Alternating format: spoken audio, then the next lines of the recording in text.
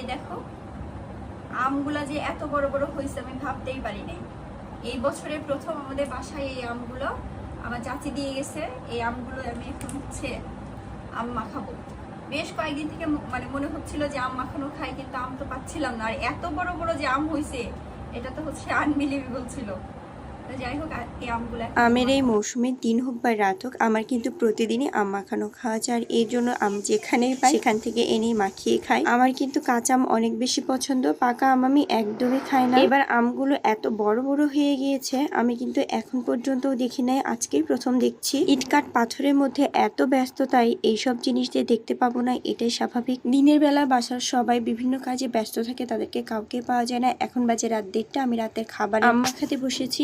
আমগুলো একদম মিহি করে ঝুরি করে সেখানে লবণ, মরিচ, চিনি, বিট লবণ দিয়ে সুন্দর করে মাখিয়ে নিলাম। আমি কিন্তু আমের মৌসুমে বেশিরভাগ সময় এভাবে আম মাখিয়ে খাই, পাকা হোক বা কাঁচা। আর সব শেষে আম মাখানোতে দিয়ে দিব এই কাসুন্দি। যেখানে কাঁচা আম থাকবে সেখানে তো কাসুন্দি অবশ্যই থাকতে হবে। আর সবকিছু দিয়ে মাখিয়ে বেশ মজা করে খেয়ে নিলাম।